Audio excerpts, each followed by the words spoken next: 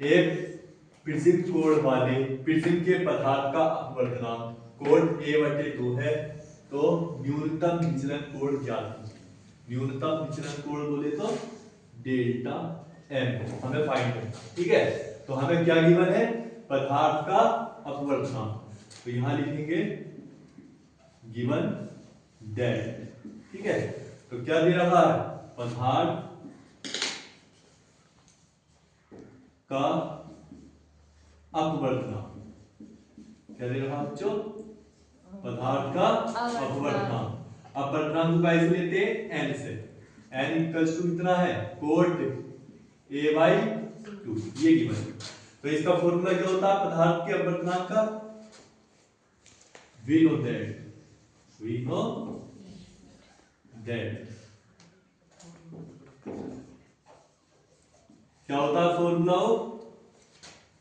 अपवर्तनांक का फॉर्मूला है प्रिज्म के पदार्थ का अपवर्तनांक।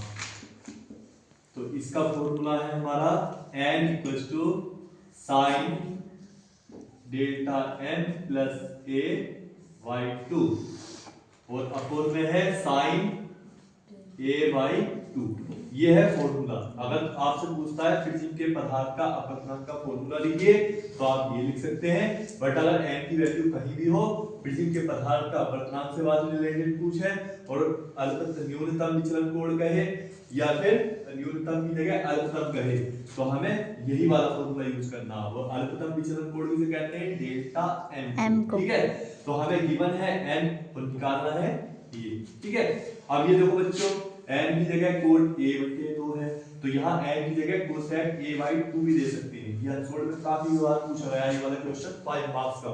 तो अगर ये आ गया तो बड़े इजीली आपके 5 मार्क्स बन जाएंगे और आपको अच्छे से तैयार करना है ये प्रिज्म के पदार्थ का अपवर्तनांक। तो n कितना गिवन है हमारे पास, cot a/2, cot a/2 equals to क्या होता है, sine delta m plus a/2 upon में आ गया साइन a/2।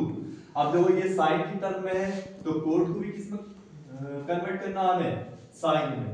तो इसका फॉर्मूला क्या होता है, क्योंकि कोट थीटा इक्वल्स टू होता है कोस थीटा अपोन के साइन थीटा। तो यहाँ क्या है a/2, तो थीटा की जगह क्या लगा a/2। तो यहाँ लिख सकते हैं हम कोस a/2 ऊपर और साइन a/2 नीचे। तो इसे ऐसे उतार देंगे, डेल्टा m प्लस a/2 और नीचे आ गया साइन a/2। साइन a/2 से साइन a/2 कैंसिल हो जाएगा। अब बच्चों एक चीज देखो, यहाँ कोस है, यहाँ साइन है। देखो अब ये साइन की टर्म है तो इसे साइन में कन्वर्ट करेंगे, या फिर ये कोस की टर्म है इसे कोस में कन्वर्ट कर सकते हैं। बट हमारे साइन ही साइन है, इसलिए ये साइन है तो इसे भी साइन में कन्वर्ट कर दो। तो साइन में जब कन्वर्ट करते हैं तो क्या लिखते हैं, साइन लिखेंगे, बट इसमें 90 ऐड कर देंगे, ठीक है। 90 माइनस के थीटा, और थीटा की जगह क्या है a/2 इक्वल्स टू क्या बचा, sign delta m plus a/2।